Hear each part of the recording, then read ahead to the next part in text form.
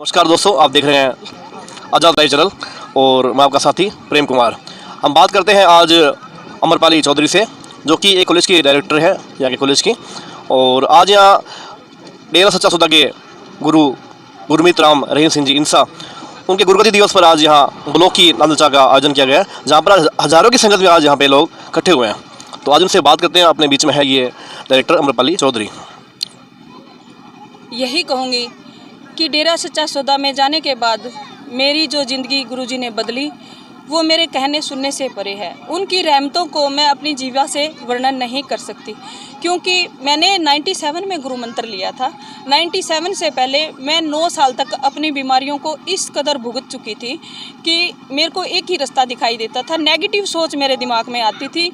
बहुत ज़्यादा मुझे ये विचार आते थे कि मैं परेशान और तंग हो चुकी हूँ, और सुसाइड होने का भी कई बार बहुत बुरा विचार मेरे दिल में आता था, क्योंकि मेरा ब्लड जो था वो 6-7 ग्राम से ऊपर नहीं जा रहा था, मेरा वेट गिरता जा रहा था। और दोनों तरफ परिवार की भी चिंता जो थी वो मेरे सामने कई बार जो वर्णन कर देते थे, उससे मैं और भी ज़्यादा भयभीत घबरा जाती थी।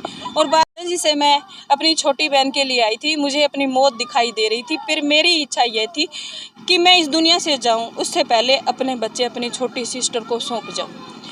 और वहीं दूसरे दिन सदगुरु दाता ने मेरा एक जो गांव में चूड़ी पहनाने के लिए मणियार जिसको बोलते हैं वो आए और मुझे डेरा सच्चा सौदा के लिए प्रेरित किया।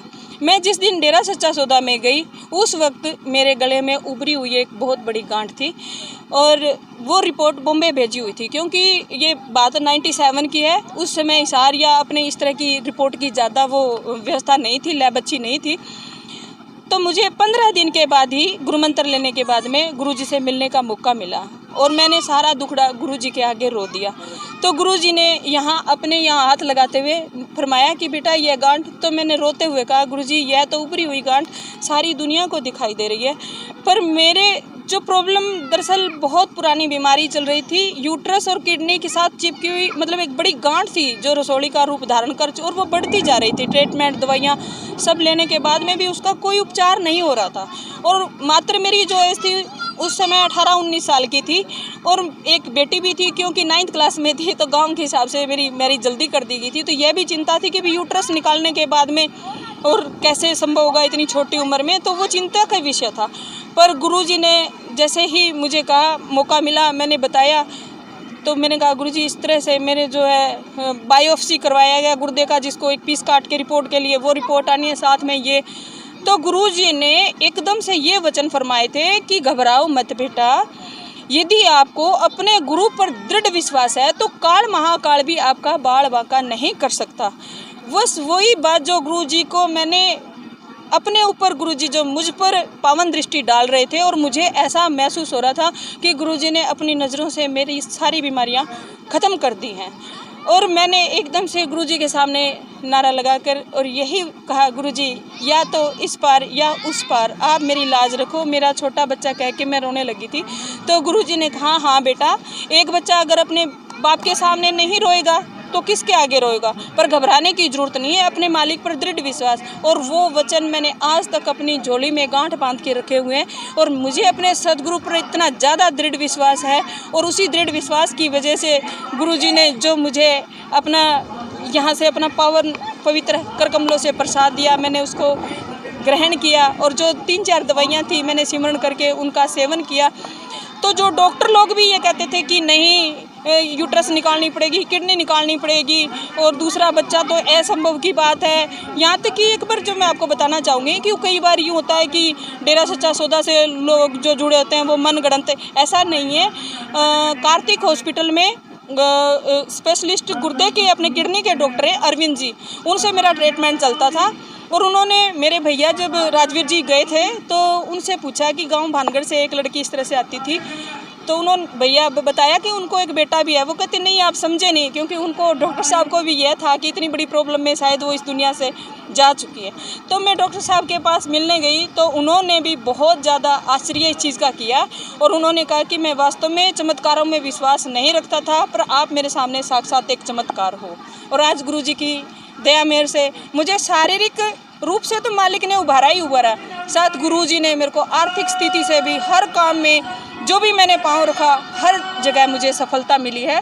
आज गुरुजी की दया मेरी रहमत से मेरा बीएड कॉलेज है, इंटीग्रेटेड कॉलेज है, डिग्री कॉलेज है, स्टार सिटी इंटरनेशनल स्कूल के नाम से मेरा सीबीएसई बोर्ड से 12th तक का स्कूल है, आईटीआई है, डी फार्मेसी है, सब हर मैं अपना उसमें कुछ भी नहीं मानती।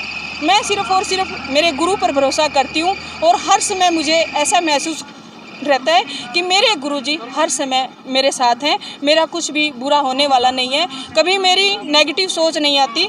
मैं हर काम रखती हूँ उसमें मुझे हर समय पॉजिटिव सोच रहती है और बाई चांस के लिए कुछ मेरा थोड़ा सा भी इधर उधर हो जाता है तो भी मैं अंदर से घबराती नहीं हूँ, टूटती नहीं हूँ। मुझे यूँ ही होता है कि मेरे लिए ये शायद कुछ सही नहीं होना था, इसलिए यहाँ कुछ रुकावट आई है और उस चीज़ का मुझे पॉजिटिव सोच रखने से मेरे हर चीज़ में, हर कार्य में मुझे सफलता मिलती है।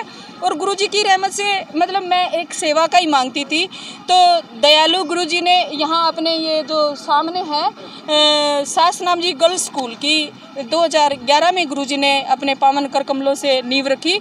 और ये सिर्फ यहाँ की जो हमारा एरिया है तारानगर का बैकवर्ड एरिया, क्योंकि यहाँ पर लड़कियों की पढ़ाई पर बहुत ज़्यादा ध्यान नहीं दिया जाता। दो केसों में राम रहीम गुरुजी को सजा हुई है, इस बारे में आप क्या कहना चाहोगे? क्योंकि एक तरफ आप दावे करते हो, बड़े बड़े दावे करते हो कि बेटियों की सुरक्षा के लिए, और यहाँ भी गर्ल्स कॉलेज है, अच्छा चल रहा है, पूरी सेफ्टी है यहाँ पे, आप दावे बहुत बड़े करते हो, लेकिन दूसरी तरफ गुरुजी के ऊपर केस चल रहे हैं और एक रेप केस और दूसरे केस में उनको सज़ा भी हो चुकी है, दो केसों में सज़ा हो चुकी है। इस पर आप क्या कहना चाहोगे? हालांकि आज भी वहाँ की लड़कियाँ आसपास के एरिया से काफ़ी हज़ारों की संख्या में लड़कियाँ वहाँ सिरसा के कॉलेज के अंदर रहती भी है, पढ़ती भी है, वहाँ पर ब्रह्मचारी बहनें भी है, लेकिन दूसरी तरफ दुनियावी बातों के देखें या कानूनी तौर से देखें तो उन पर आरोप लगते रहते हैं और एक आरोप तो सिद्ध भी हो चुका है कि उसके अंदर उनको सज़ा भी हुई है। तो इस बारे में आप क्या कहना चाहते हो? आप एक लेडीज़ हो, स्त्री हो, क्या देखते हो आप? आपको क्या प्रेरणा मिलती है वहाँ से? क्या कुछ है इन केसों के अंदर, या क्या कुछ साजिश के तौर पे हुआ है, या क्या कुछ हो रहा है? इस बारे में आप थोड़ा हमें विस्तार से बताएं। इसके बारे में मैं आपको बताना चाहूँगी क्लियर, क्योंकि हम सब शिक्षित लोग वहाँ से जुड़े हुए हैं। हमने जो वहाँ पर देखा है, जो महसूस किया है, जो बड़ी बड़ी रिच फैमिली की हज़ारों लड़कियाँ शास्त्रनाम जी गर्ल्स स्कूल में, शास्त्रनाम जी गर्ल्स कॉलेज में पढ़ती हैं।